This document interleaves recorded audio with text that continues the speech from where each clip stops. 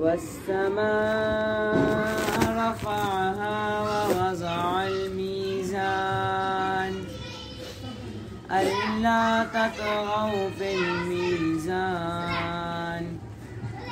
وأقيموا الوزن بالقسط ولا تخسروا الميزان والأرض وضعها للأنام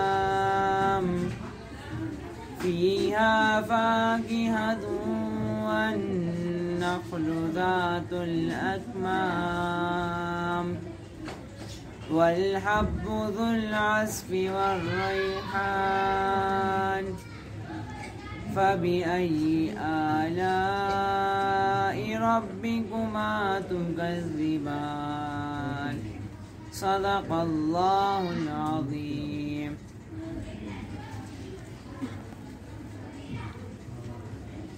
آمن قرآنه چشمائے دین ہوں حکم رحمان ہوں اہل حق کے لیے جامع عرفان ہوں اہل حق کے لیے جامع عرفان ہوں عام قرآن ہوں عام قرآن ہوں عام قرآن ہوں عام قرآن ہوں احمد مصطفیٰ پر اتارا گیا کہہ کے قول خدا میں پکارا گیا سب سے زیادہ مجھی کو پکارا گیا سب سے زیادہ مجھی کو پکارا گیا جن و انسان کو مجھ سے سدھارا گیا جن و انسان کو مجھ سے سدھارا گیا رب کی پہچان تھا رب کی پہچان ہوں رب کی پہچان تھا رب کی پہچان ہوں ہاں میں قرآن ہوں ہاں میں قرآن ہوں ہاں میں قرآن ہوں ہاں میں قرآن ہوں جنتی قاریوں کو بناؤں گا میں عاصیوں کی سفارش کراؤں گا میں حافظوں کو وہاں بخشواؤں گا میں حافظوں کو وہاں بخشواؤں گا میں تاج ماں باپ کو پہنواؤں گا میں تاج ماں باپ کو پہنواؤں گا میں عین ایمان تھا عین ایمان ہوں عین ایمان تھا عین ایمان ہوں ہاں میں قرآن ہوں ہاں میں قرآن ہوں ہاں میں قرآن ہوں ہاں میں قرآن ہوں پائے جنت عقیدت سے جو بھی پڑھے حشر میں خلد کی سیڑھیوں پر چڑھے اجر پائے اسے جو وہاں پر سنے اجر پائے اسے جو وہاں پر سنے جس کے ہر حرف پر نیکیاں 10 ملے جس کے ہر حرف پر نیکیاں 10 ملے جس کی حرمت پہ فیضی میں قربان ہوں جس کی حرمت پہ فیضی میں قربان ہوں ہاں میں قرآن ہوں ہاں میں قرآن ہوں ہاں میں قرآن ہوں ہاں میں قرآن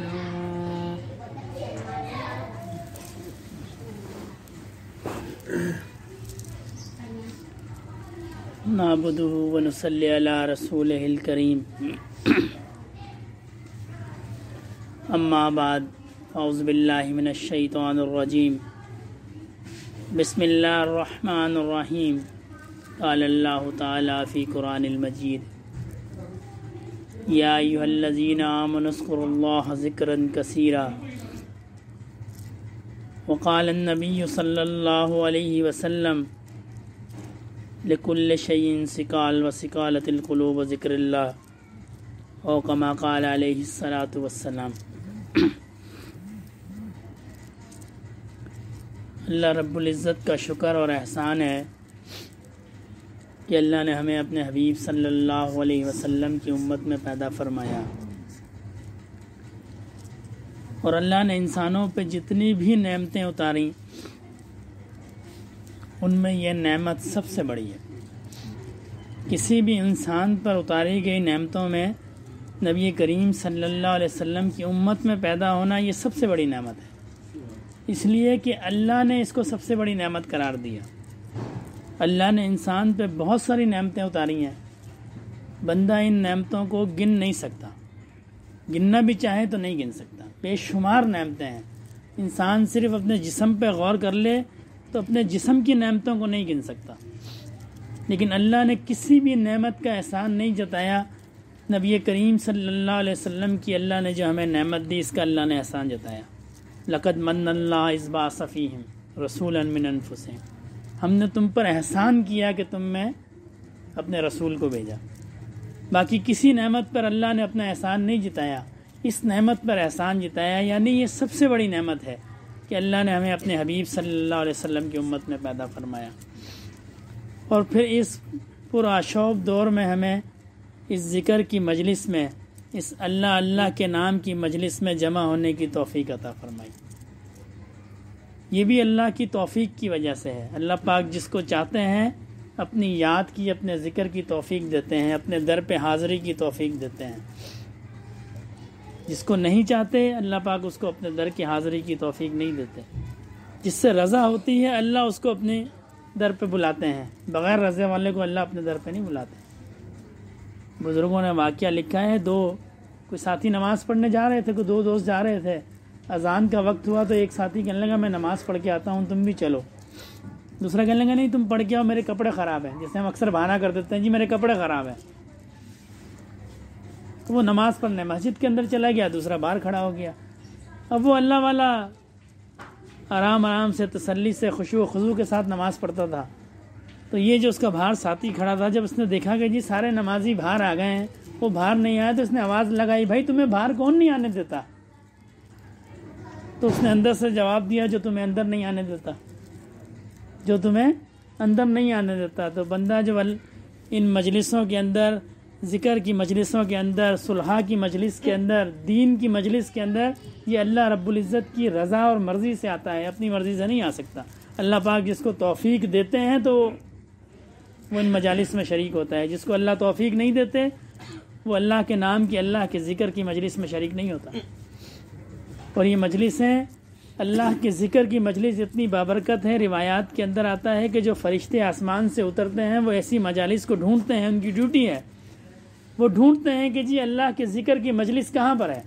یہ عام مجلس نہیں ہے جس طرح دنیا کی مجلس ہوتی ہے، آئے باتیں کی اور چلے گئے، یہ اللہ کے ذکر کی مجلس ہے، اور یہ ذکر کی مجلس خاص ہوتی ہے۔ آسمان سے جو اللہ رب العزت کے فرشتے اترتے ہیں وہ اس مجلس کو ڈھونڈتے ہیں، اور جب ان کا کوئی گروہ اس مجلس کو پالے تو وہ باقی فرشتوں کو آواز دیتا ہے کہ یہاں آ جاؤ بھائی، یہاں اللہ کا ذکر ہو رہا ہے، اور پھر وہ ذکر میں شریک ہوتے ہیں۔ اور پھر جب یہاں سے آسمان پہ جاتے ہیں تو اللہ رب العزت ان سے پوچھتے ہیں کہ تم دنیا میں کہاں سے آئے ہو؟ تو وہ عرض کرتے ہیں یا اللہ پاک ہم آپ کی یاد کی ایک مجلس تھی، ہم اس میں وہاں بیٹھے تھے، وہاں لوگ آپ کو یاد کر رہے تھے، ہم اس مجلس سے آئے ہیں۔ تو اللہ پاک فرماتے ہیں تم گواہ رہو، میں نے سب کو معاف کر دیا، میں نے اس مجلس میں شامل سب کو معاف کر دیا۔ فرشتے عرض کرتے ہیں اللہ پاک وہاں سارے لوگ آپ کی یاد کے لیے نہیں آئے تھے، کچھ لوگ ایسے بھی تھے جو کسی شخص سے ملنے کے لیے آئے تھے، کسی کا کوئی دوست تھا وہ اس کے ساتھ آ گیا ملنے کے لیے، تو مجھے یہاں پہ مل جائے گا، کوئی کسی اور کام سے آ گیا، سارے آپ کی یاد کے لیے نہیں آئے تھے، کچھ دوستوں سے ملنے کے لیے بھی آئے تھے، وہ آپ کی یاد کے لیے نہیں آئے تھے، اللہ پاک فرماتے ہیں میں نے ان کو بھی معاف کر دیا۔ تو یہ اللہ کی ذکر کی جو مجلسیں ہیں یہ اتنی کام کی مجلسیں ہیں، اور جن مجلسوں میں اللہ کا ذکر کیا جاتا ہے، جن گھروں میں اللہ کا ذکر کیا جاتا ہے، وہ آسمان سے ایسے چمکتے ہیں جیسے زمین سے ستارے چمکتے ہیں، جیسے زمین سے ستارے چمکتے ہیں ویسے آسمان سے اللہ کا ذکر کرنے والوں کی گھر چمکتے ہیں۔ ہم دیکھتے ہیں نا آسمان پہ ستارے کتنے خوبصورت لگتے ہیں، اور پر پہچان ہے یہ فلاں ستارہ ہے، یہ فلاں ستارہ ہے، یہ فلاں ستارہ ہے۔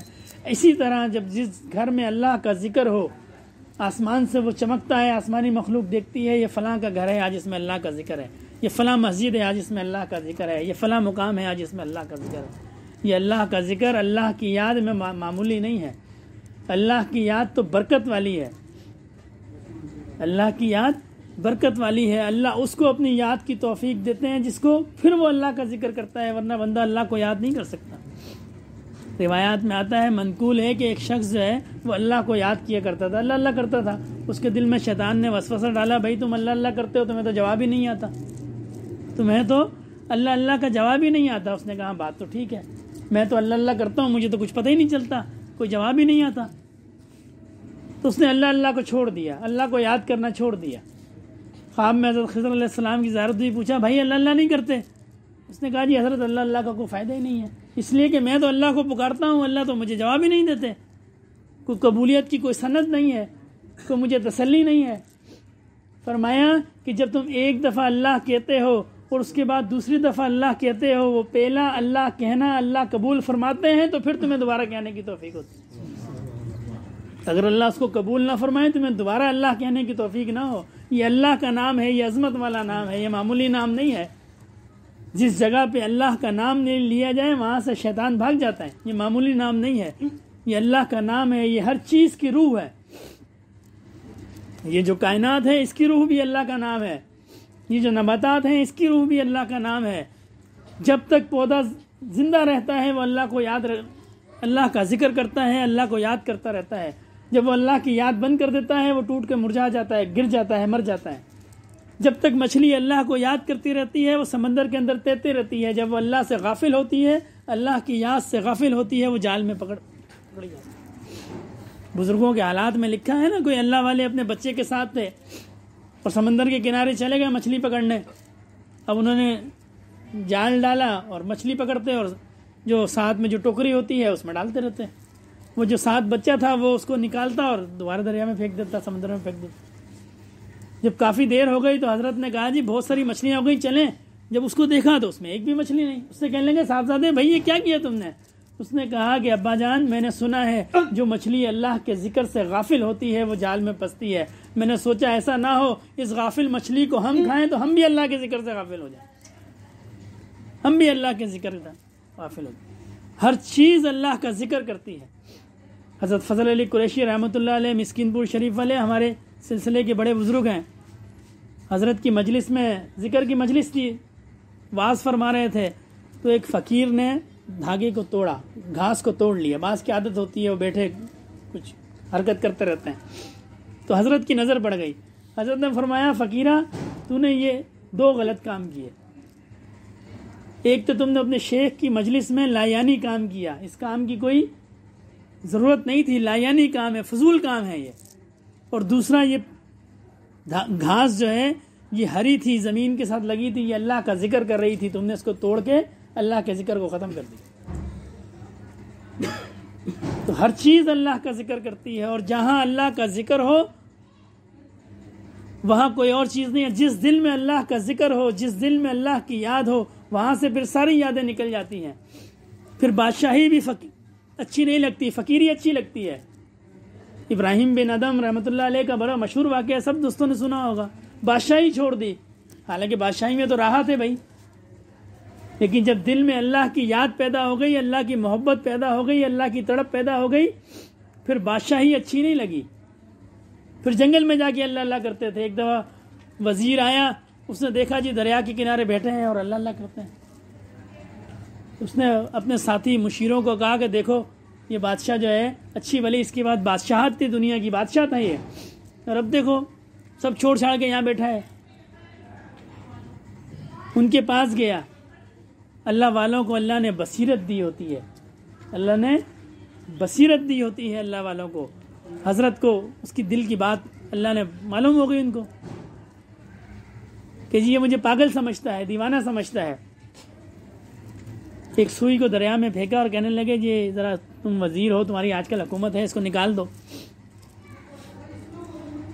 اس نے کہا کہ جی یہ تو میں نہیں نکال سکتا, میری حکومت تو انسانوں پہ چلتی ہے. آپ نے مچھلیوں کو حکم دیا, مچھلیاں لے کے آ گئیں مختلف طرح کی, ان میں ایک سوئی ہوئی. یہ لیں.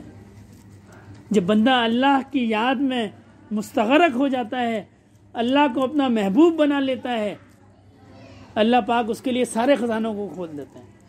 حضرت سلمان علیہ السلام کو اللہ نے کیسی حکومت دی تھی؟ ایسی حکومت اللہ نے کسی کو نہیں دی. انسانوں پہ بھی حکومت تھی, جانوروں پہ بھی حکومت تھی, چرند پرند پہ بھی حکومت تھی. تو جو بندہ اللہ کی یاد میں مستغرق ہو جاتا ہے, اللہ کو اپنا محبوب بنا لیتا ہے, اللہ پاک اس کے لیے سارے دروازوں کو کھول دیتے ہیں. ان اکرمکم عند اللہ اتقاکم. ایسا جو بندہ تقوی اختیار کرتا ہے, اللہ اس کو ایسی عزت دیتے ہیں. صرف زمین پہ حکومت نہیں دیتے, جانوروں پہ, چرند پرند پہ, ہر طرح کی. جس کو بادشاہی مل گئی, جس کی بادشاہی سے دوستی ہو گئی, بادشاہ سے دوستی ہو گئی, وہ بادشاہ ہو گیا. منقول ہے کہ محمود غزنوی بادشاہ گزرا ہے, ایاز اس کا غلام تھا. تو ہیرے آئے بہت سارے. تو بادشاہ نے کہا کہ بھئی جس کو جو چیز پسند ہو وہ لے لے. کسی نے ہیرے اٹھائے, کسی نے کوئی اور اٹھائے. تو ایاز نے بادشاہ کے کندھے پہ ہاتھ رکھ دیا. وزیروں نے کہا, جو درباری تھے انہوں نے کہا کہ جی تم نے ہیرو جواہرات نہیں لیے. وہ کہنے لگا جی میں نے بادشاہ لے لیا, اور جس کا بادشاہ ہو گیا اس کے سب ہو گئے. تو جس کے اللہ ہو گئے اس کا سب ہو گیا. جس کے دل میں اللہ کی یاد آ گئی, پھر اس کے لیے دنیا کی کوئی اہمیت نہیں ہے, پھر اس کے لیے دنیا حقیر ہے. آج ہم دنیا کے پیچھے مارے مارے گھومتے ہیں نا, صبح سے لے کر شام تک ہم دنیا کے لیے گھومتے ہیں. پھر ہم کہتے ہیں جی بچوں کے لیے کر رہا ہوں. کسی سے کوئی پوچھو جی تم یہ پورا دن بھاگ دوڑ کیوں کرتے ہو, کہے گا جی بچوں کے لیے کر رہا ہوں. ہم بچوں کے لیے پورا دن بھاگ دوڑ کرتے ہیں. یہی بچے جب ہم ان کی تربیت نہیں کریں گے, یہ قیامت کے دن ہم دنیا کا ہم سوچتے ہیں, ہم پوری بھاگ دوڑ کرتے ہیں پورے دن کے, جی دنیا میں ان کو آسائش مل جائے, آرام مل جائے. اور جب یہ بچے قبر کے اندر جائیں گے, ہم نے کبھی سوچا کہ جی اس وقت کیا ہوگا؟ دنیا کی 50 سال کی 60 سال کی زندگی کے لیے ہم صبح سے شروع ہوتے ہیں, فجر کے بعد سے لے کے اور رات تک ہم ان کے لیے محنت کرتے ہیں. اور کوئی کہتا ہے جی ہم تو اولاد کے لیے کرتے ہیں. کتنی زندگی ہے بچوں کی؟ 60 سال 70 سال 80 سال 90 سال. اس زندگی کے لیے ہم اپنی زندگی کو کھپا دیتے ہیں. اور اس کے بعد کی جو بچوں کی زندگی ہے اس کے لیے کبھی ہم نے سوچا کہ یہ بچے جب قبر کے اندر جائیں گے, یہ بچے جب میدان حشر میں اٹھیں گے, اس کے لیے ہم نے ان کو کیا تیاری کرائی؟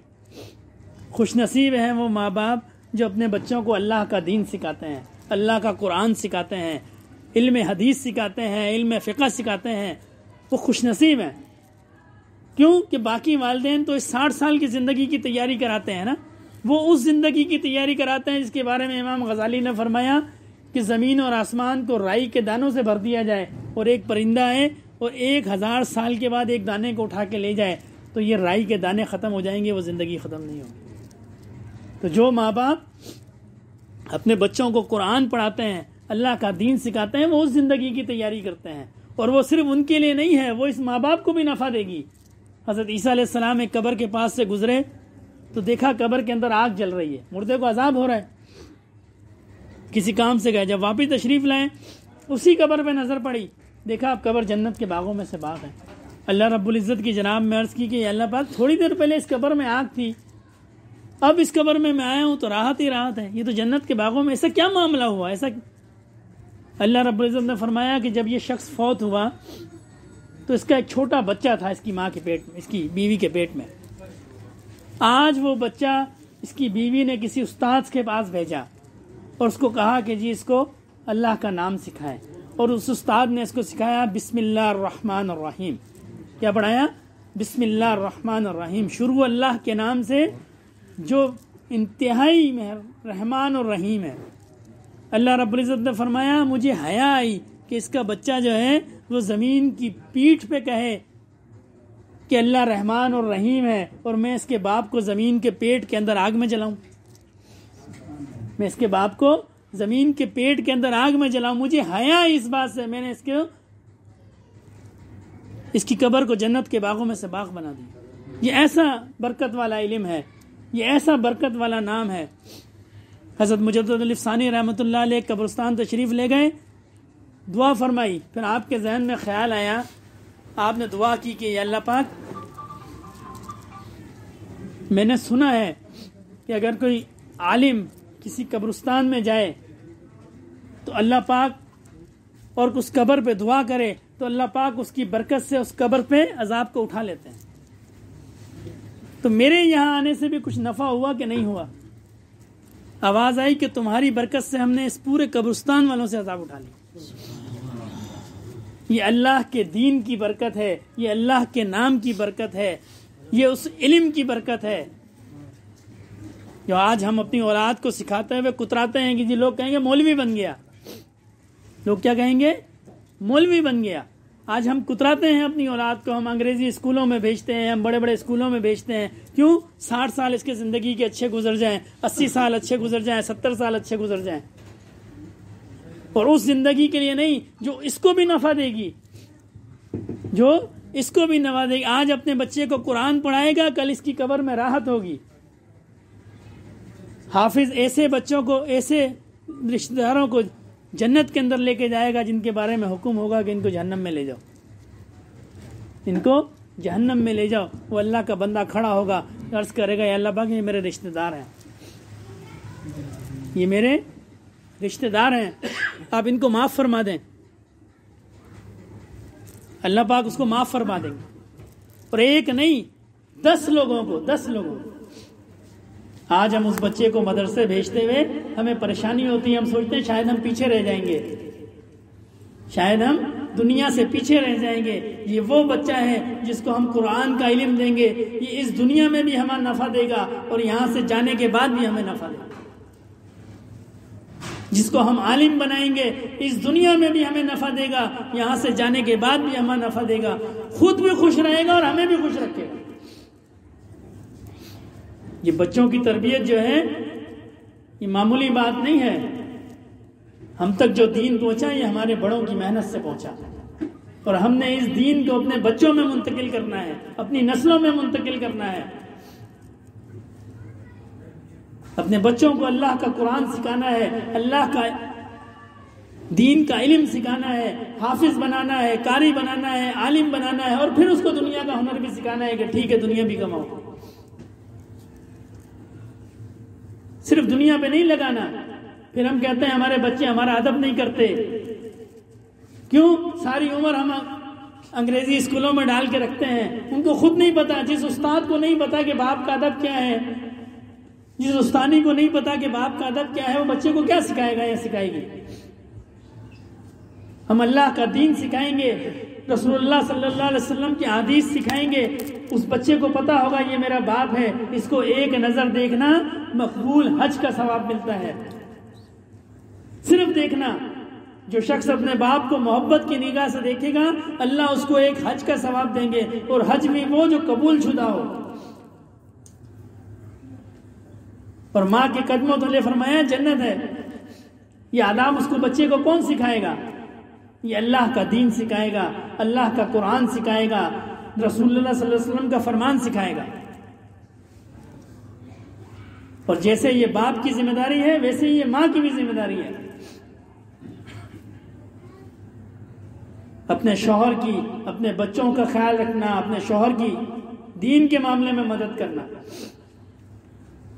نبی کریم صلی اللہ علیہ وسلم پر جب جبرائیل علیہ السلام آئے پہلی دفعہ تو آپ گھر تشریف لائے، پہلی دفعہ تھا تو آپ کچھ گھبرائے ہوئے تھے، تو بی بی ختیجہ رضی اللہ تعالیٰ عنہ نے کیا کیا؟ آپ نے رسول اللہ صلی اللہ علیہ وسلم کو تسلی دی اور آپ کے فضائل بیان کیے، آپ کے فضائل بیان کیے۔ پھر جب آپ کو حکم ہوا کہ لوگوں کو اللہ کی طرف بلاؤ تو آپ گھر تشریف لے گئے، بی بی ختیجہ سے فرمایا کہ مجھے اس طرح کا حکم ہوا ہے، اب کون میری بات مانے گا؟ عرض کی کہ یا رسول اللہ آپ سب سے پہلے مجھے دعوت دیں. سب سے پہلے جس نے اسلام قبول کیا وہ عورت تھی, رسول اللہ صلی اللہ علیہ وسلم کی گھر والی تھی. سب سے پہلے اسلام قبول کیا اور اپنے مال سے رسول اللہ صلی اللہ علیہ وسلم کی مدد فرمائی.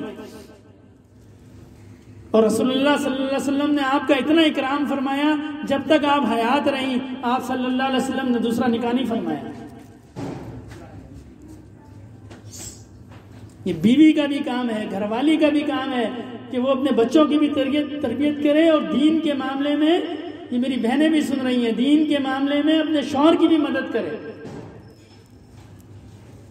حضرت ابوبکر صدیق جب رسول اللہ صلی اللہ علیہ وسلم ہجرت کے لیے تشریف لے جا رہے تھے تو حضرت ابوبکر صدیق نے بی بی اسما سے فرمایا کہ بھئی تم چھوٹی ہو, تم کھانا لے کے آنا ہمارے پاس, کیونکہ تم پہ شک نہیں ہوگا, تم کھانا ہمارے پاس لے کے آنا. اور جب رسول اللہ صلی اللہ علیہ وسلم ہجرت کی رات ابوبکر صدیق کے گھر گئے لینے کے لیے تو دروازے کی آہٹ پہ حضرت ابوبکر صدیق رضی اللہ تعالیٰ عنہ اٹھ گئے, دروازہ کھول دیا. تو آپ صلی اللہ علیہ وسلم نے فرمایا کہ تم جاگ رہے تھے؟ فرمایا رسول اللہ مجھے کچھ دن سے یہ گمان تھا کہ آپ میرے پاس آئیں گے. اللہ پاک اللہ والوں کے جن کے دل صاف ہوتے ہیں اللہ ان پہ باتوں کو کھول دیتے ہیں. حضرت کو اندازہ تھا رسول اللہ صلی اللہ علیہ وسلم تشریف لائیں گے, مدینہ کی طرف ہجرت کا حکم آنے والا ہے. یہ اللہ پاک نے ان کو بصیرت عطا فرمائی, جن کے دل اللہ کے ذکر سے اللہ کے نور سے صاف ہو جاتے ہیں, اللہ پاک ان پہ باتوں کو معاملات کو کھول دیتے ہیں. تو آپ غار ثور میں بی بی اسما جو ہے وہ کھانا لے کے جاتی تھی. ایک دفعہ واپسی پہ ابو جہل نے پکڑ لیا,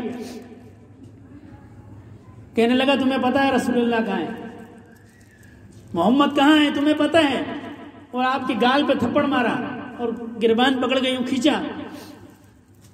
تو انہوں نے فرمایا ہاں مجھے پتا ہے لیکن میں بتاؤں گی نہیں, مجھے پتا ہے لیکن میں بتاؤں گی نہیں. مار کھانا گوارا کی لیکن بتایا نہیں. حضرت اکرمہ ابو جہل کے لڑکے تھے, اور ابو جہل وہ تھا کہ کافروں کا سردار یعنی جنگی کمانڈر. جب مکہ فتح ہوا تو انہوں نے بھی رسول اللہ کو پریشان کیا تھا زمانہ جاہلیت میں. جب مکہ فتح ہوا تو آپ کی گھر والی رسول اللہ صلی اللہ علیہ وسلم کی خدمت میں حاضر ہوئی اور رسول اللہ صلی اللہ علیہ وسلم پہ ایمان لے کے آئی, اور اپنے شوہر کے لیے امان طلب کی گئی, یا رسول اللہ میرے شوہر کو آپ معاف کر دیں, ان کو امان دیں آپ. اور جب مکہ فتح ہوا تو حضرت اکرمہ نے دیکھا جی اب مکہ فتح ہو گیا ہے تو اب تو میں تو دشمن نمبر 1 تھا, تو آپ جو ہے وہ نکل گئے مکے سے کہ کشتی پکڑوں گا اور یمن نکل جاؤں گا. اور گھر والی نے کیا کیا, گھر والی رسول اللہ صلی اللہ علیہ وسلم کی خدمت میں حاضر ہوئی, اسلام قبول کیا اور عرض کی کہ رسول اللہ آپ میرے شوہر کو امان دیں, میرے شوہر کو معاف کر دیں. آپ نے فرمایا تمہارے شوہر کو امان ہے, تمہارے شوہر کو معافی ہے. تو وہ گھر کی طرف گئی, دیکھا گھر میں نہیں ہے تو فوراً ساحل کی طرف گئی. یہ کشتی میں سوار تھے, کشتی پکڑی اور واپس لے کے آئیں گے رسول اللہ صلی اللہ علیہ وسلم کی خدمت میں, جاؤ انہوں نے تمہیں معاف کر دیا. تو معافی کس نے دلائی؟ گھر والی نے. اور پھر حضرت اکرمہ رضی اللہ تعالیٰ عنہ بڑے کمانڈر رہے مسلمانوں کے, بڑی فتوحات ہیں, بڑے جلیل القدر صحابی ہیں. کس کی وجہ سے؟ گھر والی کی وجہ سے. تو گھر والے جو ہیں ان کا بھی یہ کام ہے کہ وہ اولاد کی بھی تربیت کریں اور شوہر کے دین کی طرف اس کو رجوع کرائیں, کیونکہ عورتوں میں بات منوانے کی ذرا صلاحیت زیادہ ہوتی ہے شوہر سے.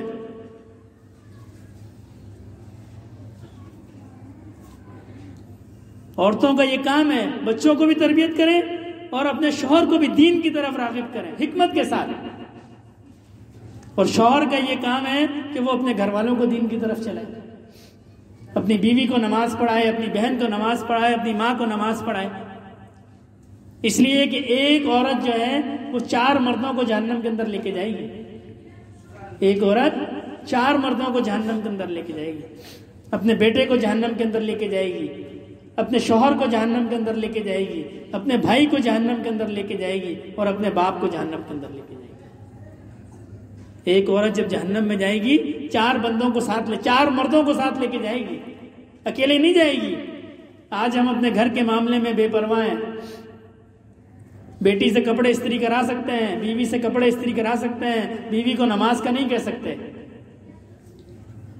کپڑے استری نہ ہونے پہ, کھانا نہ پکنے پہ ہم اس کی سرزنش کر سکتے ہیں, اس کو ڈانٹ سکتے ہیں, لیکن ہم نماز پہ اس کو نہیں کہہ سکتے کہ جی تم نے نماز کی, اللہ کی بندی نماز تو پڑھ, سر تو ڈھانپ, پردہ تو کر. تو اپنے بچوں کو دین سکھاؤ, اپنے گھر والوں کو دین پہ چلاؤ. خود بھی دین, یہ اس وقت ممکن ہے جب ہم خود اللہ کے دین پہ چلیں گے. ہم اللہ کے دین پہ چلیں گے تو ہمارے گھر والے اللہ کے دین پہ چلیں گے نا. حضرت معین الدین چشتی رحمۃ اللہ علیہ جب بغداد سے ہندوستان تشریف لائے, لاکھوں لوگوں نے آپ کے ہاتھ پہ ایمان قبول کیا, لاکھوں لوگوں نے. ایک دفعہ ماں سے کہنے لگے کہ اللہ پاک کے فضل سے لاکھوں لوگوں نے میرے ہاتھ پہ ایمان قبول کیا.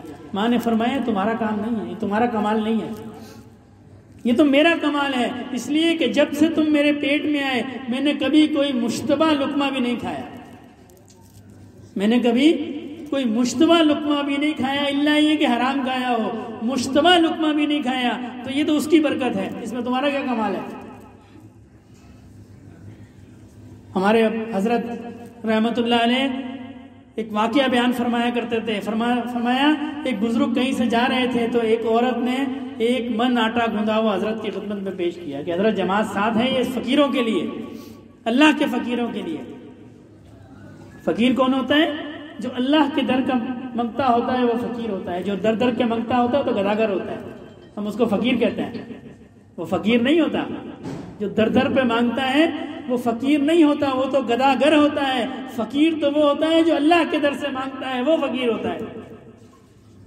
یا ایھا الناس انتم الفقراء, جو اللہ کے در سے مانگتا ہے وہ فقیر ہے, جو در در سے مانگتا ہے وہ گداگر ہے. تو اس عورت نے کہا کہ یہ آپ کے لیے ہدیہ ہے ان اللہ کے فقیروں کے لیے, یہ ایک من گوندا ہوا آٹا. آپ نے سالکین سے فرمایا اس آٹے کو ایسی جگہ دفن کرو کہ جہاں سے کتا بھی نہ کھائے, اس لیے کہ جس عورت نے اس کو گھوندا ہے وہ بغیر پردے کی تھی, اس کے سر پر دوپٹہ نہیں تھا,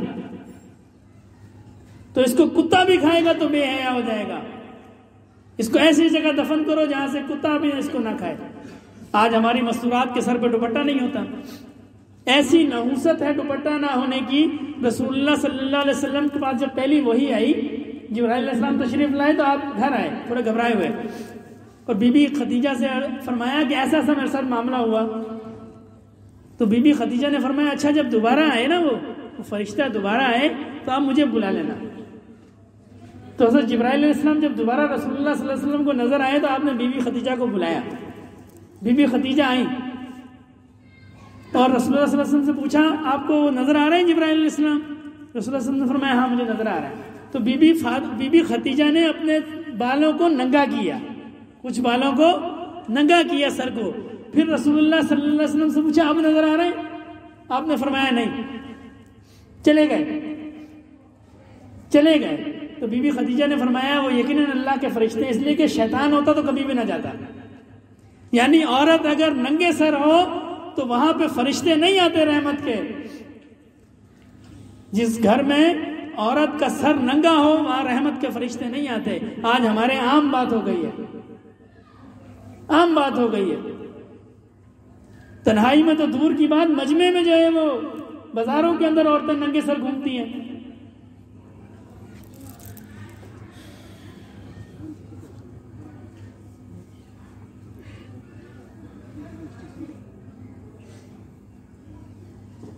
مجمع کے اندر بازاروں کا حال دیکھیں.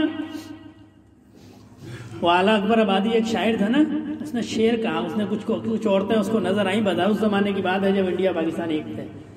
کچھ عورتیں اس کو نظر آئیں بازار میں بے پردہ, تو پھر اس نے کچھ اشعار کہے کہ چند بیبیاں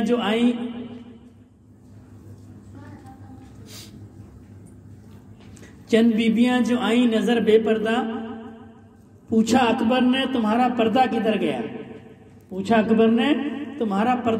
گیا, کہنے لگی مردوں کی عقل پہ پڑ گیا. کہاں پڑ گیا؟ مردوں کی عقل پہ پڑ گیا. تو اپنے گھر والوں کو اللہ کا دین سکھاؤ, اپنے بچوں کو اللہ کا دین سکھاؤ. آج ہم اپنے بچوں کو اللہ کا دین سکھائیں گے، کل یہ ہمارے کام آئے گا، ہمارے بھی کام آئے گا، ان بچوں کے بھی کام آئے گا.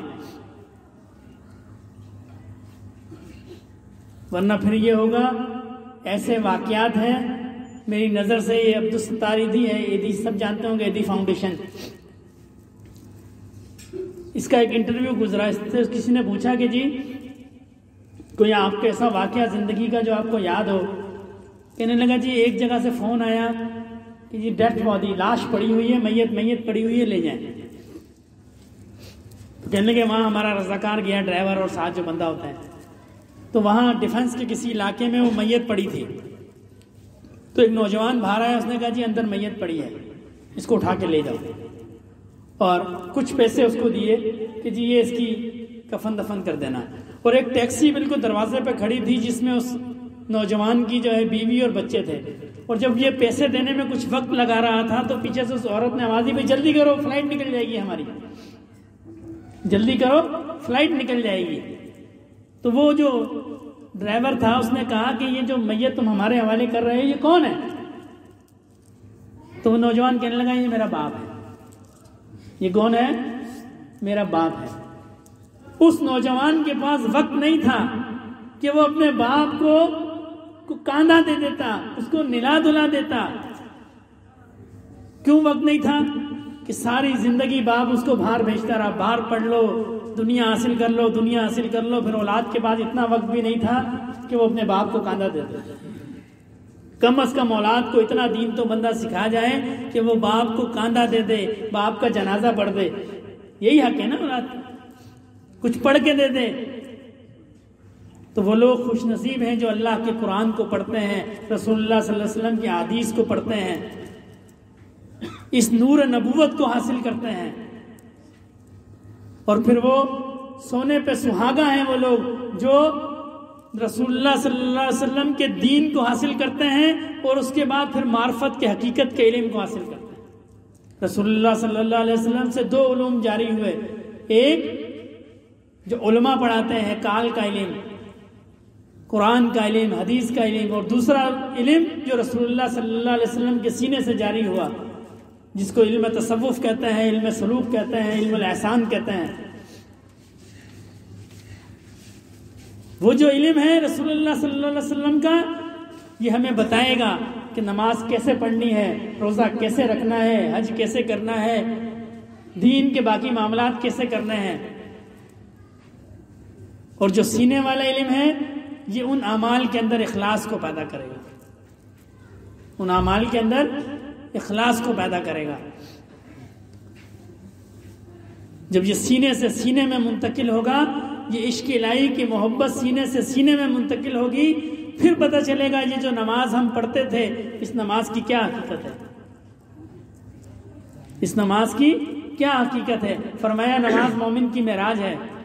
مجھے اور آپ کو یہ معراج لگتی ہے. معراج کیا ہے؟ ملاقات تھی رسول اللہ صلی اللہ علیہ وسلم کی اللہ پاک سے، ایسے ہی ہے نا، ملاقات کی. اور مومن کی معراج کیا ہے؟ یہ نماز ہے. یعنی گویا نماز ایسی ہونی چاہیے کہ جو نمازی ہو اس کی اللہ سے ملاقات ہو جائے. ان تعبد اللہ کانک ترا، ایسی عبادت کرو اللہ کی کہ تم اللہ کو دیکھ رہے ہو. اور یہ علم کیسے آئے گا؟ یہ علم ان لوگوں سے آئے گا جن کو اللہ نے یہ علم دیا ہے. جس طرح زبان زبان سے سیکھتی ہے، جب تک زبان زبان سے نہیں سیکھتی انسان بول نہیں سکتا. کسی کو بولتا ہوا دیکھتا ہے تو بولتا ہے. کسی کے کان پیدائشی میں نقص ہو وہ بول نہیں سکتا، حالانکہ نقص کان میں ہے، زبان میں نہیں ہے. لیکن وہ کسی زبان کو سنتا ہوا نہیں دیکھتا، وہ کسی زبان کو سنتا ہوا نہیں دیکھتا، اس لیے وہ بول نہیں سکتا. جو بہرا ہوگا پیدائشی وہ بول بھی نہیں سکتا، وہ گونگا بھی ہوگا. اس لیے کہ زبان زبان سے سیکھتی ہے، اور دل جو ہے یہ دل سے سیکھتا ہے. دل دل سے سیکھتا ہے. جیسے زبان اللہ کا ذکر کرتی ہے ویسے دل بھی اللہ کا ذکر کرتا ہے. جیسے زبان گفتگو کرتی ہے ایسے دل بھی گفتگو کرتا ہے. حدیث مبارکہ کا مفہوم ہے مومن کا دل مفتی ہے. جیسے زبان کے مفتی ہوتے ہیں نا، عالم مفتی ہوتے ہیں جو ہمیں مسائل بتاتے ہیں، اللہ ان کی عمروں میں برکت دیں. ہمیں مسائل بتاتے ہیں، ہمیں بتاتے ہیں دین ایسے ہے، ایسے نہیں ہے، یہ غلط ہے، یہ ٹھیک ہے. ایسے فرمایا مومن کا دل بھی مفتی ہے، وہ بھی بتاتا ہے، وہ بھی بتاتا ہے تمہارا یہ کام ٹھیک ہے، یہ ٹھیک نہیں ہے. دل کی بھی زبان ہوتی ہے، دل بھی بتاتا ہے، لیکن وہ دل ہوتا ہے جو زندہ ہو، مرا ہوا دل نہیں بتاتا. اور زندہ دل کون سا ہوتا ہے؟ رسول اللہ صلی اللہ علیہ وسلم نے فرمایا زندہ اور مردہ کی مثال ایسے ہے جیسے اللہ کا ذکر کرنے اور نہ کرنے والے کی. جو اللہ کا ذکر کرتا ہے وہ زندہ ہے، اور جو اللہ کا ذکر نہیں کرتا وہ مردہ ہے. جو اللہ کا ذکر کرتا ہے وہ زندہ ہے، اور جو اللہ کا ذکر نہیں کرتا وہ مردہ ہے. تو جس دل میں اللہ کا ذکر ہوتا ہے وہ زندہ ہے، اور پھر زندہ دل بتاتا ہے تمہارا یہ کام ٹھیک ہے اور یہ کام ٹھیک نہیں ہے. حضرت سفیان ثوری رحمۃ اللہ علیہ بڑے مشہور بزرگ گزرے ہیں. مسجد کے اندر بایاں پاؤں الٹا پاؤں داخل کیا، آواز آئی ہمارے گھر میں بیل کی طرح داخل ہوتے ہو، ہمارے گھر میں بیل کی طرح داخل ہوتے ہو. کیا گناہ تھا، جرم کیا تھا؟ مسجد کے اندر دائیں پاؤں کی جگہ بایاں پاؤں رکھ دیا. خلاف سنت عمل ہے، فرض بھی نہیں ہے، خلاف سنت عمل ہے. فوراً پتہ چل گیا جی یہ کام ٹھیک نہیں ہے، یہ کام ٹھیک نہیں ہے. ایک بزرگ نے مچھلی کھائی، اس زمانے میں مٹی کی دیواریں ہوتی تھی، ہاتھ دیوار پہ صاف کر لیا پڑوسی کی. دل میں خیال ہے تھوڑی سی تو مٹی ہے. آواز آئی اس مٹی کو تھوڑا سمجھنے والوں کو قیامت کے دن پتہ چلے گا یہ تھوڑی تھی کہ زیادہ تھا. یہ کس وقت ممکن ہے؟ جب دل زندہ ہوگا تو ممکن ہے، مرے ہوئے دل کے ساتھ ممکن نہیں ہے. اور دل زندہ ہوگا اللہ کے ذکر سے. ہم اللہ کو یاد کریں گے، اللہ کا ذکر دل کو سکھائیں گے، اللہ کی یاد میں بیٹھیں گے، کسی اللہ والے کے سامنے اپنے دل کو رکھیں گے، حضرت میرا دل مردہ ہے اس میں جان ڈالیے. تو وہ کیا کریں گے؟ وہ اس پہ انگلی لگائیں گے. ہمارے سلسلے کے جو اکابر ہیں وہ اس میں انگلی لگاتے ہیں، انگلی لگاتے ہیں اللہ اللہ اللہ. پھر کیا ہوتا ہے؟ دل میں جان پڑتی ہے. پھر فرماتے ہیں اب اس کی نگہداشت کرنا. جیسے چھوٹا بچہ ہوتا ہے نا، ہمارے ایک قاری صاحب ہیں وہ اکثر فرمایا کرتے ہیں بھائی سب سے مشکل کام جو ہے مخلوق کے اندر، سب سے مشکل انسان کے بچے کو پالنا ہے. اتنا مشکل کسی اور مخلوق کا بچے کو پالنا نہیں ہے. یعنی جتنی محنت انسان اپنے بچے کی پرورش پہ کرتا ہے کوئی اور مخلوق نہیں کرتی. تو اسی طرح یہ جو دل ہے اس میں جب بزرگ اللہ والے جو ہیں وہ اللہ کے ذکر کا انگلی لگاتے ہیں، پھر فرماتے ہیں اس کی نگہداشت کرنا. اب اللہ اللہ کرتے رہنا تاکہ یہ جو پودا لگا ہے پھر یہ بڑا ہوتا رہے. یہ دل میں جو نور کی روشنی ڈالی ہے، یہ اللہ کی جو نام کی روشنی آئی ہے، جب تم اللہ کا ذکر کرتے رہو گے یہ روشنی بڑھتی رہے گی، بڑھتی رہے گی، بڑھتی رہے گی. اور پھر اللہ والوں کی صحبت میں جاتے رہو تاکہ یہ روشنی جلتی رہے، یہ ہواؤں سے بچی رہے. جس طرح دنیا کی روشنی ہے نا، یہ آج کل تو بلب آ گئے ہیں، یہ آپ کی جو لائٹین ہے اسی ہوا سے بھی بجھ جاتی تھی. تو اسی طرح یہ جو دل میں نور کی روشنی ہے یہ معاشرے کے اثرات ہوتے ہیں. ہم بازار میں نکلتے ہیں، اس کے اپنے اثرات ہیں. خواجہ معصوم رحمۃ اللہ علیہ، حضرت مجدد الف ثانی رحمۃ اللہ علیہ کے صاحبزادے تھے، چھوٹے تھے. تو حضرت مجدد الف ثانی رحمۃ اللہ علیہ جمعے کے خطبے کے لیے مسجد میں آئے، بیان کے لیے خطبہ دیا. تو یہ بچے تھے، یہ باہر کھیل رہے تھے چپلوں کی جگہ پہ، اور کچھ چپلیں اٹھائیں اور ایک جگہ کر دی نمازیوں کی، اور کچھ اٹھائیں اور ایک جگہ کر دی. کس نے پوچھا یہ آپ کیا کر رہے ہیں؟ کہنے لگے جی جہنمیوں اور جنتیوں کی چپلیں الگ الگ کر رہے ہیں. یہ جو دائیں طرف چپلیں ہیں یہ جنتی لوگوں کی چپلیں ہیں، اور یہ جو بائیں طرف چپلیں ہیں یہ جہنمی لوگوں کی چپلیں ہیں. اللہ نے بچپن میں اتنا کشف دیا. حضرت مجدد الف ثانی رحمۃ اللہ علیہ کو بتایا کہ حضرت آپ کے صاحبزادے یہ کام کر رہے تھے. تو آپ نے اپنے شیخ حضرت باقی باللہ رحمۃ اللہ علیہ کو خط لکھا کہ حضرت اس جمعے کو ایسا ایسا معاملہ ہوا. تو حضرت نے جواب میں فرمایا کہ ان کو بازار کی مٹھائی کھلاؤ. کیا کرو؟ بازار کی مٹھائی کھلاؤ. اس سے ان کی یہ کیفیت بند ہو جائے گی. یہ معاشرے کے اثرات ہیں، یہ ماحول کے اثرات ہیں. تو پھر یہ جو اللہ اللہ کی جو انگلی لگی ہے، یہ جو روشنی لگی ہے اللہ اللہ کی، پھر اس کی حفاظت کرنی ہے. پھر ایک وقت ایسا آئے گا یہ نور بن جائے گا. یہ دل کیا بن جائے گا؟ نور بن جائے گا. یہ آئینہ بن جائے گا. یہ مفتی بن جائے گا. پھر یہ بتائے گا تمہارا یہ کام ٹھیک ہے، تمہارا یہ کام ٹھیک نہیں ہے. اور پھر کسی کے دل کے آگے جب اس دل کو رکھیں گے، اس کے دل کو بھی روشنی سے بھر دیں گے، ایسا دل ہو جائے گا. لیکن پہلے محنت کرنی پڑے گی، اللہ کے نام کی ضربیں لگانی پڑیں گی، اللہ اللہ کرنا پڑے گا، اللہ والے کے سامنے اس دل کو رکھنا پڑے گا، پھر یہ دل بن جائے گا. پھر ایسا دل بن جائے گا اللہ کی ایک ضرب لگے گی اور اگلے کا کام ہو جائے گا. حضرت جنید بغدادی رحمۃ اللہ علیہ بڑے مشہور بزرگ ہیں، کسی رئیس کی ان سے بنتی نہیں تھی. ہاں حاسد تھے، اللہ والوں کے حاسد ہوتے ہیں نا. جو بندہ اللہ کے رستے میں چلتا ہے اللہ پاک اس کو 3 آزمائشوں سے گزارتے ہیں، 3 آزمائشوں سے، کہ کھرا بھی ہے کہ نہیں ہے.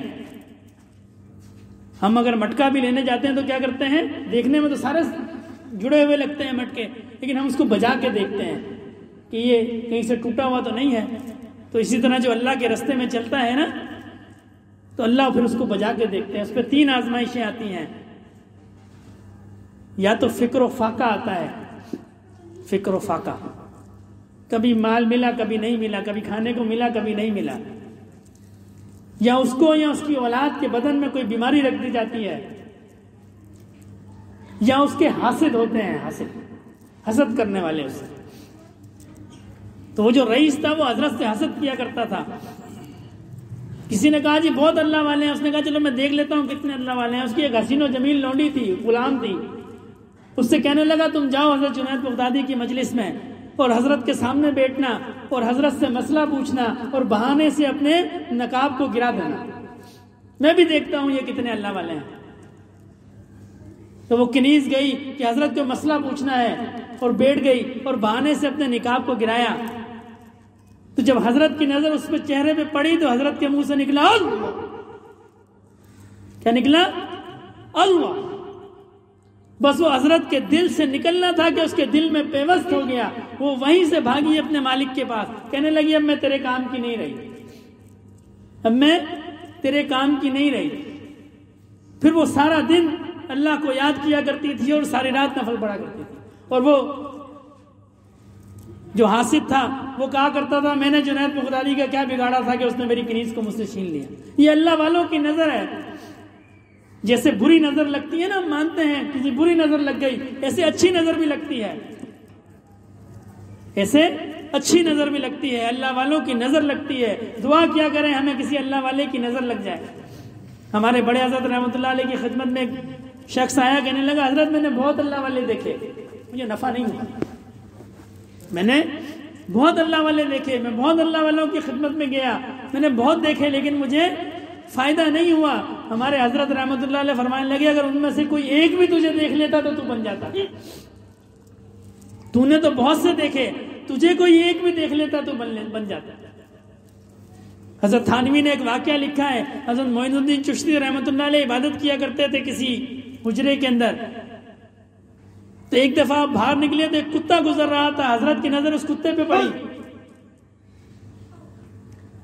حضرت تھانوی نے لکھا ہے، فرماتے ہیں کہ اس کتے کو پھر باقی کتے، وہ کتا بیچ میں بیٹھا کرتا تھا اور باقی کتے اس کے گرد گھیرا بنا کے بیٹھا کرتے تھے. وہ ان کتوں کا پیر ہو گیا.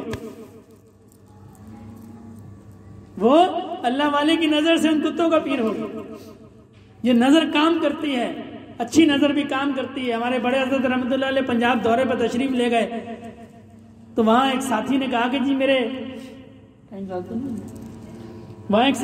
جی میرے چچا ہیں، ایئر فورس سے ریٹائرڈ ہیں اور انگلش بولتے ہیں، نہ نماز نہ روز کبھی مسجد کا رخ نہیں کیا، بلکہ اگر مؤذن اذان دیتا ہے تو اس کو گھر میں بڑبڑاتے ہیں کہ جی بار بار کیوں دیتے ہو، سب کو پتا ہے نماز کا ٹائم ہو گیا. تو آپ ان کو نصیحت کرتے ہیں. تو ہمارے بڑے حضرت رحمۃ اللہ علیہ ان کے گھر پہ گئے تو گاؤں کا ماحول تھا، چارپائی رکھی تھی درخت کے نیچے اور سامنے ایک اور چارپائی حضرت کے لیے رکھ دی. تو حضرت جب وہاں گئے تو وہ شخص جو ہے لیٹا ہوا تھا، حضرت کو دیکھ کے بیٹھ گیا. حضرت سامنے والی چارپائی پہ بیٹھ گئے اور تھوڑی دیر اس کو دیکھتے رہے. پھر اس سے کہنے لگے کہ نماز پڑھا کرو. وہ خاموش رہا. پھر چائے پی حضرت نے اور فرمانے لگے کہ بھائی یہاں جماعت آئی ہے اللہ کے ذکر کے لیے، تم بھی ذکر میں آیا کرو. تو اس نے کہا حضرت میں کوشش کروں گا. یہ 2 لفظ کی گفتگو ہوئی. پھر حضرت واپس تشریف لے گئے. دورہ ختم ہوا، حضرت ٹنڈادم آ گئے، سالانہ اجتماع تھا ہمارا. تو وہاں ایک صاحب جو ہیں وہ آئے اور ہمارے والد صاحب سے ملے، ٹخنوں سے اوپر شلوار، سنت کے مطابق داڑھی، سر پہ ٹوپی، اور کہنے لگے آپ نے مجھے پہچانا؟ تو والد صاحب کہنے لگے نہیں میں نے آپ کو نہیں پہچانا۔ کہنے لگے میں وہ ہوں جن کو بڑے حضرت کی نظر لگ گئی، جن کو بڑے حضرت کی نظر لگ گئی۔ یہ اللہ والوں کی نظر لگتی ہے، اس لیے فرمایا نا یا ایھا الذین آمنوا اتقوا اللہ وکونوا مع الصادقین، ساتھ ہو جاؤ سچے لوگوں کے۔ شاید تمہاری ان کی نظر لگ جائے تمہیں، شاید ان کی نظر لگ جائے، ان کے ساتھ ہو جاؤ بس۔ جہاں جیسا وہ کہ بیٹھے ہیں تو ان کے ساتھ بیٹھ جاؤ، جا رہے ہیں تو ان کے ساتھ چلے جاؤ، ساتھ ہو جاؤ بس۔ یہ نہیں فرمایا ان جیسے عمل کرو، ان کی کاپی کرو، نہیں، ان کے ساتھ ہو جاؤ بس۔ اس لیے کہ اللہ رب العزت کی جو رحمت اور محبت ان کے دل پہ آتی ہے، جب ساتھ بیٹھو گے تو تمہارے دل پہ بھی آئے گی۔ شیخ زکریا رحمۃ اللہ علیہ سے کسی نے پوچھا کہ حضرت کیا وجہ ہے کہ لوگوں کی خواہش ہوتی ہے کہ اللہ والوں کی قبر کے ساتھ ہماری قبر بنے؟ ہوتی ہے نا، میری بھی خواہش ہے، آپ کی بھی ہوگی کہ ہماری قبر جو ہے اللہ والے کی قبر کے ساتھ بنے۔ حضرت نے فرمایا یہ جو پنکھا چل رہا تھا، حضرت نے فرمایا یہ پنکھا تمہاری ہوا کے لیے لگا ہے یا میری ہوا کے لیے لگا ہے؟ عرض کی حضرت تو آپ کی ہوا کے لیے لگا ہے، آپ یہاں قیام فرماتے ہیں تو آپ کی ہوا کے لیے پنکھا لگا ہے۔ فرمایا اس کی ہوا تمہیں آتی ہے کہ نہیں آتی؟ عرض کی حضرت مجھے بھی آتی ہے۔ فرمایا یہی وجہ ہے کہ لوگوں کی خواہش ہوتی ہے ہماری قبر اللہ والوں کی قبر کے ساتھ بنے، اس لیے کہ جو اللہ کی رحمت اور محبت کا فیضان اس قبر میں آتا ہے وہ پھر پڑوسیوں کو بھی محسوس ہوتا ہے، یہی وجہ ہے پھر ان کی خواہش ہوتی ہے۔ اسی لیے فرمایا سچے لوگوں کے ساتھ ہو جاؤ، اللہ والوں کے ساتھ ہو جاؤ، ان کی مجلس میں بیٹھ جاؤ، اس لیے کہ جو اللہ کی محبت ان کے دل پہ آئے گی پھر ان کی برکت سے ہمارے قلوب پہ بھی آئے گی، اور جب اللہ کی رحمت آئے گی پھر یہ دل کی سیاہی ختم ہو جائے گی، دل منور ہو جائے گا، دل روشن ہو جائے گا، دل زندہ ہو جائے گا، اور پھر دل ایسا زندہ ہوگا کہ وہ پھر مرے گا نہیں۔ وہ زندگی جو ہے اس کا اس ظاہری زندگی سے تعلق نہیں ہے، کیونکہ ظاہر میں تو ہم آج بھی زندہ ہیں، جو اللہ کا ذکر نہیں کرتا وہ بھی زندہ ہے، رسول اللہ صلی اللہ علیہ وسلم نے فرمایا جو ذکر نہیں کرتا وہ مردہ ہے، اور بظاہر ہم دیکھتے ہیں وہ بھی زندہ ہے۔ اس لیے کہ وہ جو دل کی زندگی ہے پھر وہ دائمی ہے، وہ قبر میں بھی زندہ رہے گا، وہ حشر میں بھی زندہ رہے گا، وہ زندہ ہے۔ پھر جس کو جو اللہ کا ذاکر بن گیا وہ زندہ ہو گیا، ایسی زندگی ہے وہ۔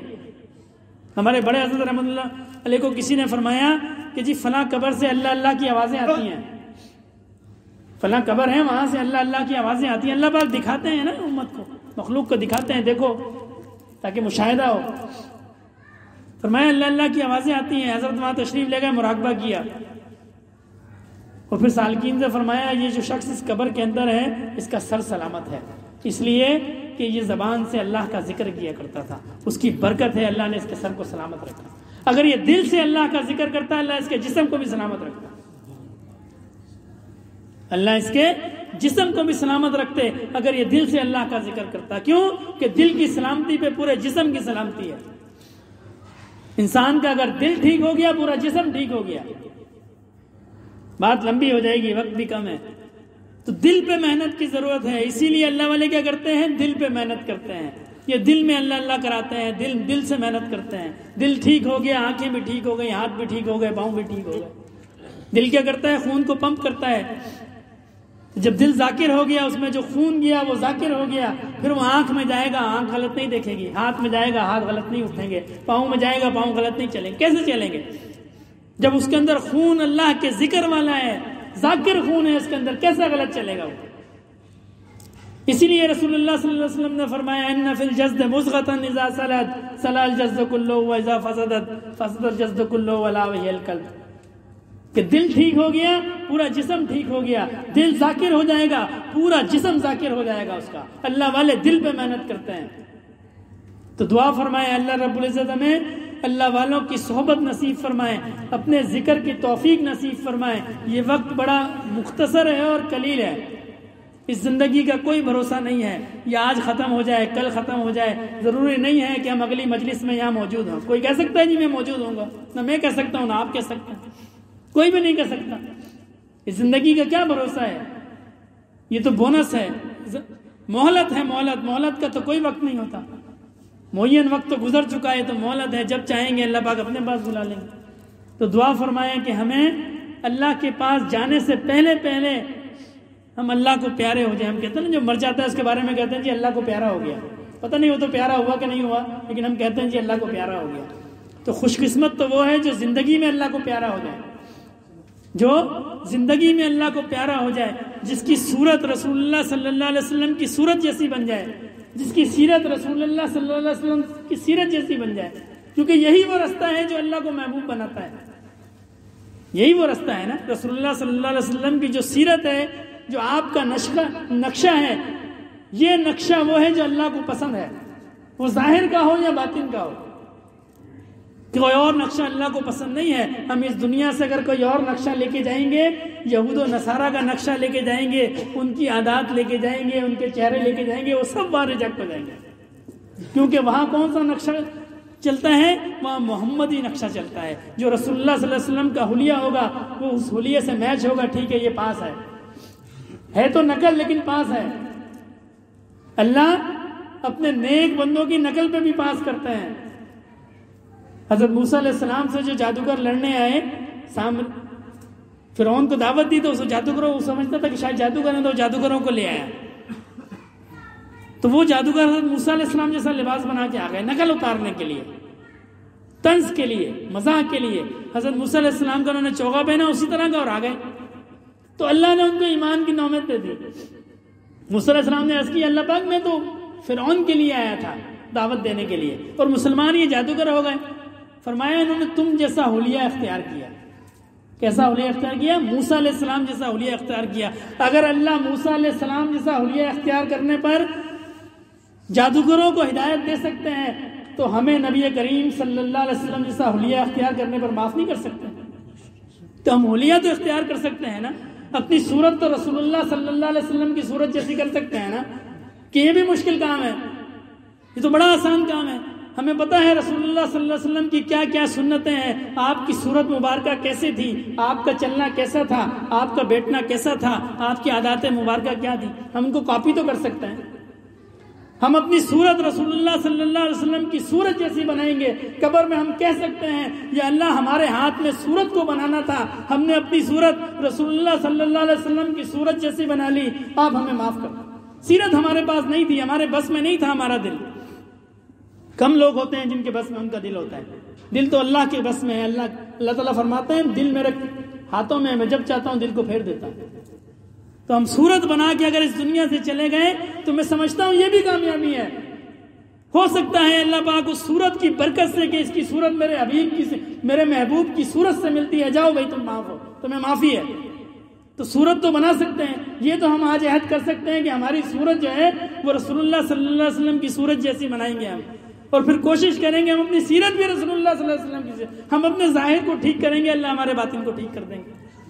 کسی نے کسی بزرگوں سے پوچھا کہ حضرت مجھ سے رات کو تہجد میں نہیں اٹھا جاتا, مجھے رات کو تہجد میں نہیں اٹھا جاتا. حضرت نے فرمایا اپنے دن کے اعمال کو ٹھیک کر لو, اللہ تمہارے رات کے اعمال کو ٹھیک کر دے. اپنے دن کے اعمال کو ٹھیک کر دو, اللہ تمہارے رات کے اعمال کو ٹھیک کر دیں گے. ہم اپنے ظاہر کو ٹھیک کر دیں, اللہ ہمارے باطن کو ٹھیک کر دیں گے. دعا فرمائے اللہ رب العزت ہمیں عمل کی توفیق عطا فرمائے. اب تھوڑا سا اللہ کا ذکر کر لیتے ہیں تمام ساتھی. 3 دفعہ استغفار, 10 دفعہ درود شریف, 10 دفعہ تیسرا کلمہ, 11 دفعہ سورہ اخلاص اور 1 دفعہ سورہ فاتحہ. استغفر اللہ.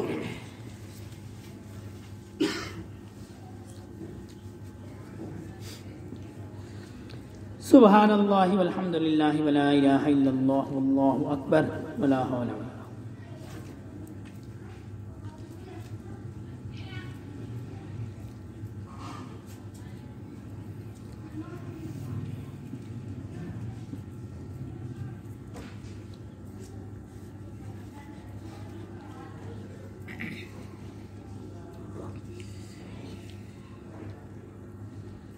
قل هو اللہ احد اللہ الصمد لم یلد ولم.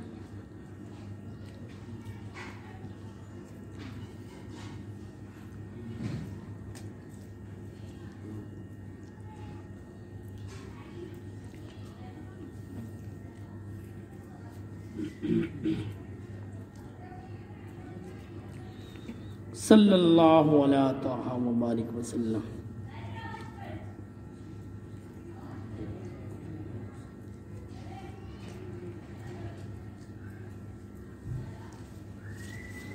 الحمدللہ رب العالمین الرحمن الرحیم مالک یوم الدین ایاک نعبد و ایاک نستعین اہدنا الصراط المستقیم صراط الذین انعمت علیہم غیر المغضوب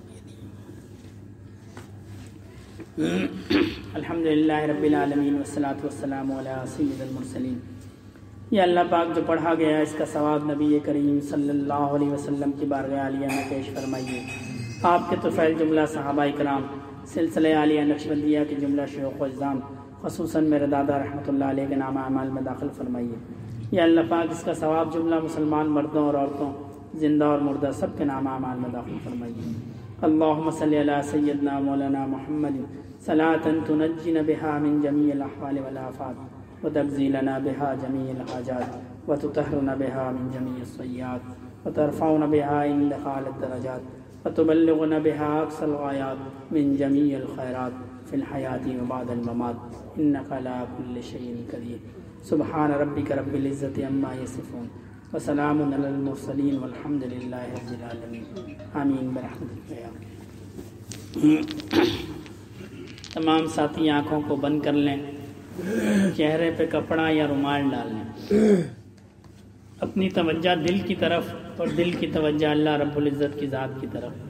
یہ تسبیح بجائی جائے گی، نہ یہ فرض ہے، نہ واجب ہے، نہ سنت ہے۔ یہ صرف بزرگوں کا ایک طریقہ ہے کہ اس طریقے سے خیالات بھٹکتے نہیں ہیں، بلکہ وہ تسبیح کی آواز پہ یکسو رہتے ہیں۔ جیسے استاد کلاس میں پڑھاتے ہیں نا، تو بچے گفتگو کرنا شروع کرتے ہیں تو استاد کے پاس ایک چھڑی ہوتی ہے اور سامنے اس کے ایک بینچ ہوتی ہے، بچے گفتگو کرتے ہیں تو وہ چھڑی کو بینچ پہ مارتا ہے، تو اس سے کیا ہوتی ہے، آواز پیدا ہوتی ہے، اس آواز سے دوبارہ بچے یکسو ہو کے پڑھنا شروع کر دیتے ہیں۔ تو اسی طرح یہ تسبیح کی آواز ہے۔ تسبیح کی آواز پہ یہ تصور رکھنا ہے کہ یہ تسبیح کی ٹک ٹک نہیں ہے، بلکہ یہ میرے دل کی دھڑکن ہے اور یہ کر رہی ہے اللہ اللہ اللہ۔ اپنے خیالات کو اپنے دل پہ مرکوز رکھنا ہے، ادھر ادھر کی باتیں نہیں سوچنی، بلکہ اپنے خیالات اپنے دل پہ مرکوز رکھنے ہیں، اور دل کی توجہ اللہ رب العزت کی ذات کی طرف رکھنی ہے کہ اللہ کے رب العزت کی ذات کی طرف سے محبت اور رحمت کا فیضان میرے دل میں آ رہا ہے، اور جہاں اللہ کی رحمت آتی ہے وہاں کیا ہوتا ہے، وہاں نور ہوتا ہے، وہاں روشنی ہوتی ہے۔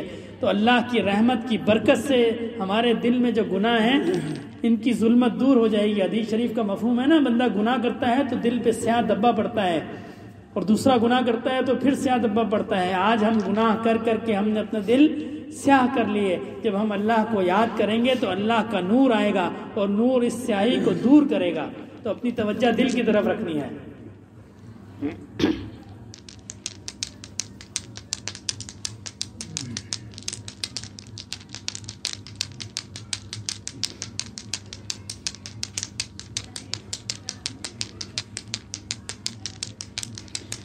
انما المؤمنون الذين اذا ذكر الله وجلت قلوبهم واذا تليت عليهم آياته زادتهم ايمانا وعلى ربهم يتوكلون الذين يقيمون الصلاة ومما رزقناهم ينفقون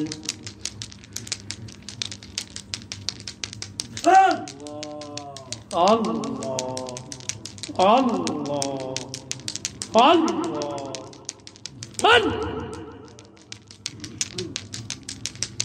ذکر گو تا تیرا جانست، پاکی دل سے ذکر رحمانست، مومنا ذکر خدا بسیار گو، مومنا ذکر خدا بسیار گو، تابع بی درد و عالم وابرو۔ اللہ اللہ اللہ۔ ذکر حق آمد غذائے روح را، ذکر حق مرہم دل مجروح را۔ اللہ اللہ اللہ اللہ۔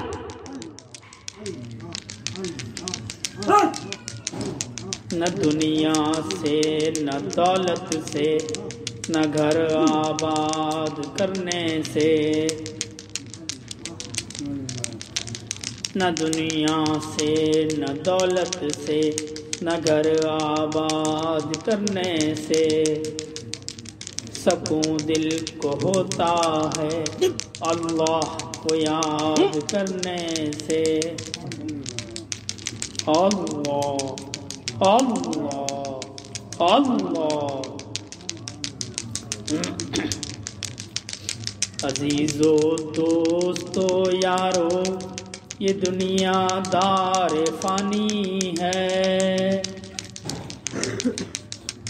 عزیزو دوستو یارو یہ دنیا دار فانی ہے، جی اپنا مت لگاؤ تم لحد میں جا بنانی ہے، آئے تم بندگی کرنے پھنسے لذات دنیا میں، ہوئی اندھی عقل تیری کیسی نادانی ہے، گناہوں میں نہ کر برباد عمر اپنی تو توبہ کر، کہ دنیا کی ہر ایک چیز تجھ کو چھوڑ جانی ہے، نہ کر بل اپنی طاقت پر نہ دولت پر نہ حشمت پر، کہاں ہیں باپ دادا سب کہ جن کی تو نشانی ہے، تو نیکی کر نمازیں پڑھ اللہ کو یاد کر ہر دم، کہ آخر میں تیری نیکی ہی تیرے کام آنی ہے۔ اللہ اللہ اللہ۔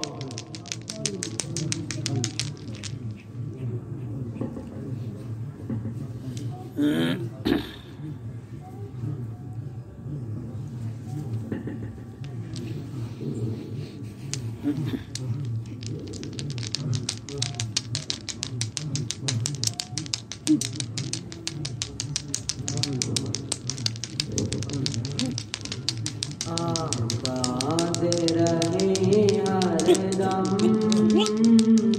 مرشد تیرا مہمانہ، دیدار نظروں سے پیمان پہ پیمانہ، آباد رہے ہر دم مرشد تیرا مہمانہ، پیشاں نظروں سے پیمان پہ پیمانہ، آباد رہے ہر دم مرشد تیرا مہمانہ، محفل کی یہ رنگی ہے دم سے فقط ان کے، محفل کی یہ رنگی ہے دم سے فقط ان کے، دیدار نظروں سے پیمان پہ پیمانہ، دیکھا کروں ہر دم میں چہرہ تیرا جانا، آباد رہے ہر دم مرشد تیرا مہمانہ، اے تشنہ لبوں پیاس اپنی بجھا جاؤ، اے تشنہ لبوں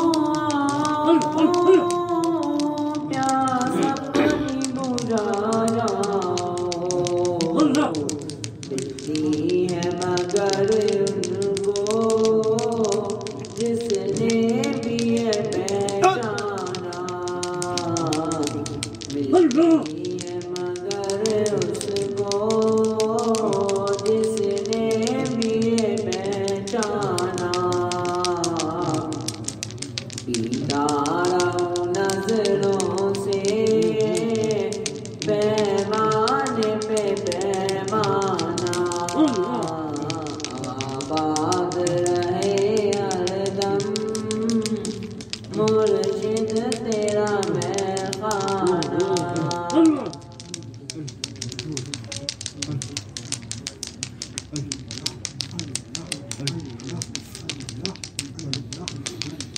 اللہ اللہ اللہ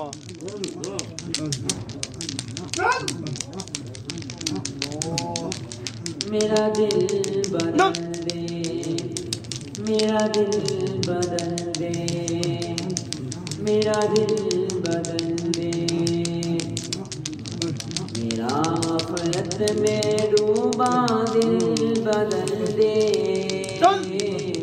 میرا غفلت میں ڈوبا دل بدل دے ہوائے زوالا دل بدل دے میرا غفلت میں ڈوبا دل بدل دے خدایا فضل فرما دل بدل دے خدایا فضل فرما دل بدل دے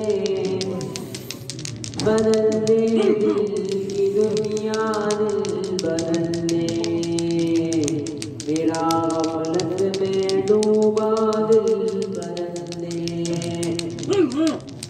گناہگاری میں کب تک عمر کاٹوں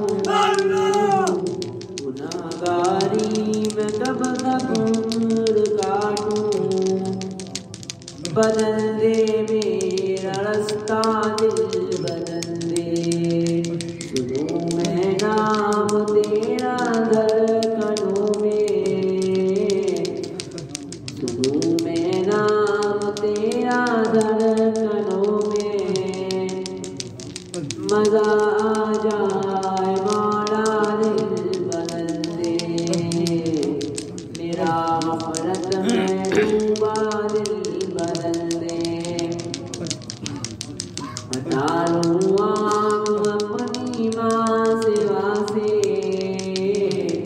ہٹا لوں آنکھ اپنی ماں سوا سے کیوں میں تیری خاطر دل بدل دے میرا غفلت میں ڈوبا دل بدل دے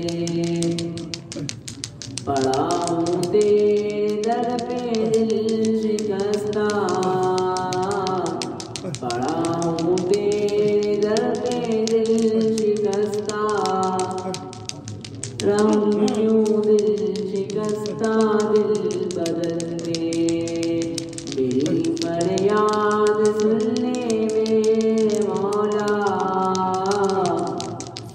میری فریاد سن لے میرے مولا بنا لے اپنا بندہ دل بدل دے میرا غفلت میں ڈوبا دل بدل دے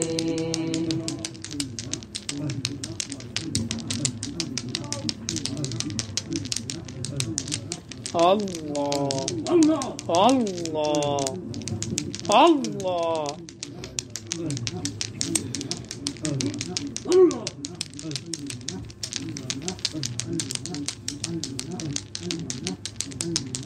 مفلس زندگی اب نہ سمجھے کوئی مفلس زندگی اب نہ سمجھے کوئی مجھ کو عشق نبی اس قدر مل گیا جگمگائے نہ کیوں میرا سے دروں جگمگائے نہ کیوں میرا سے دروں ایک پتھر کو آئینہ در مل گیا جن کی رحمت سے تقدیر انسان کھلے، ان کی جانب ہی دروازہ جاں کھلے،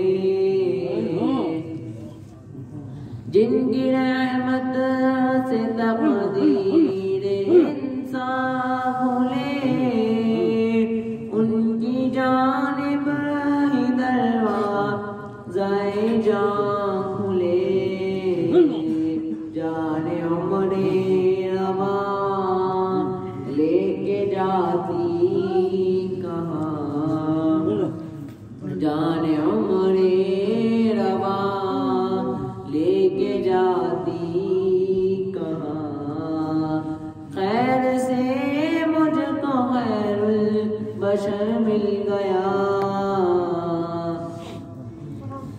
ذہن میں رنگ تھا سانس بے روح تھی، روح پر معصیت کی کڑی دھوپ تھی، ذہن میں رنگ تھا سانس بے روح تھی، روح پر معصیت کی کڑی دھوپ تھی،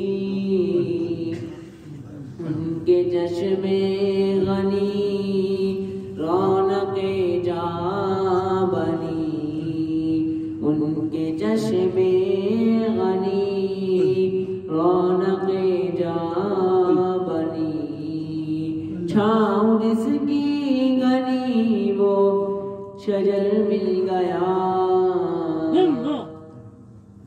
ان کا دیوانہ ہوں، ان کا مجذوب ہوں، کیا یہ غم ہے کہ میں ان سے منسوب ہوں،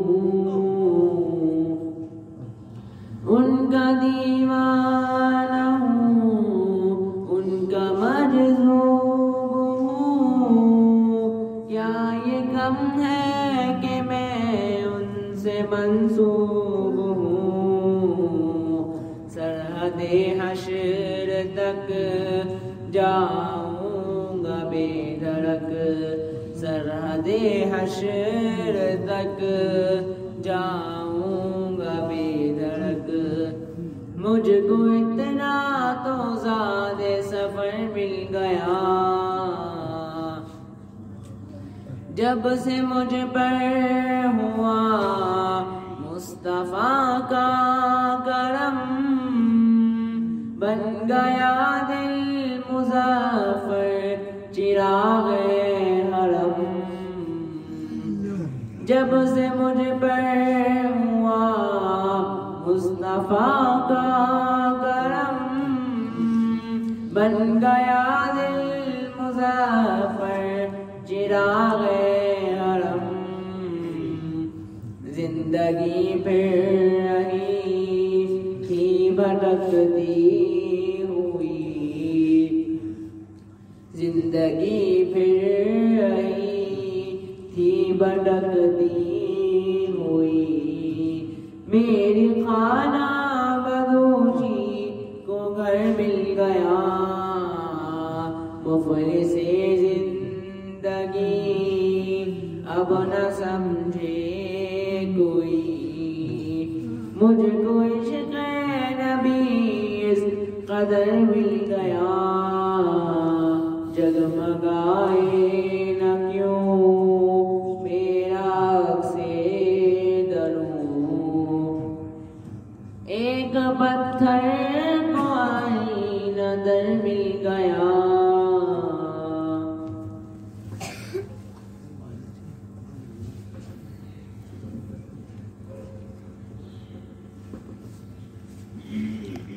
اللہ اللہ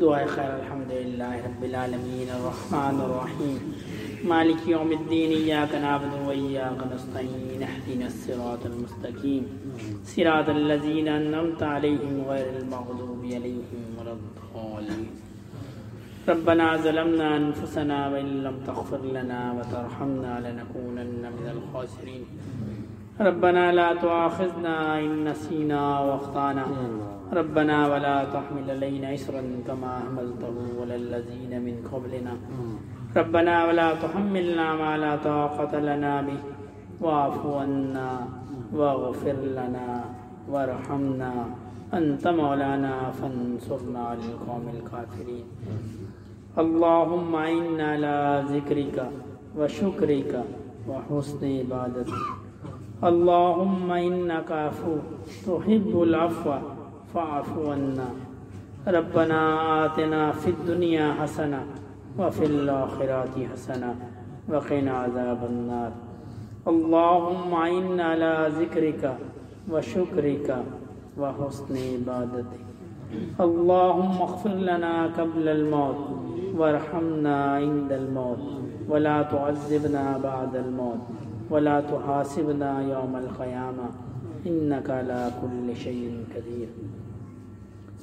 یا اللہ پاک اپنی رضا والی زندگی عنایت فرمائیے۔ یا اللہ پاک ہماری موت اس حال میں آئے کہ آپ کی ذات ہم سے راضی ہو۔ یا اللہ پاک ہمارے جو گناہ ہیں وہ کبیرہ ہوں یا صغیرہ ہوں، ظاہری ہوں یا خفیہ ہوں، یا اللہ پاک اپنے فضل سے سب کو معاف فرمائیے۔ یا اللہ پاک جو بے اولاد ہیں ان کو نیک صالح اولاد عطا فرمائیے۔ یا اللہ پاک جو تنگ دست ہیں ان کی تنگ دستی کو دور فرمائیے۔ یا اللہ پاک جو بیمار ہیں ان کو صحت عطا فرمائیے۔ یا اللہ پاک ہمارے والدین اگر حیات ہیں یا اللہ پاک ان کی عمروں میں برکت عطا فرمائیے، اور جو اس دنیا سے چلے گئے یا اللہ پاک ان کی قبر کو جنت کے باغوں میں سے باغ بنائیے۔ یا اللہ پاک ہمارے شیوخ کی، ہمارے اساتذہ کی، یا اللہ پاک ان کی عمروں میں برکت عطا فرمائیے۔ یا اللہ پاک جو اس دنیا سے چلے گئے ہیں ان کی قبروں کو جنت کے باغوں میں سے باغ بنائیے۔ یا اللہ پاک امت مسلمہ پر رحم فرمائیے، جہاں جہاں مسلمان مظلومیت کی زندگی گزار رہے ہیں اپنے فضل سے یا اللہ پاک ان پہ رحم فرمائیے۔ جو مانگ سکے وہ بھی عطا فرمائیے، جو نہ مانگ سکے وہ بھی عطا فرمائیے۔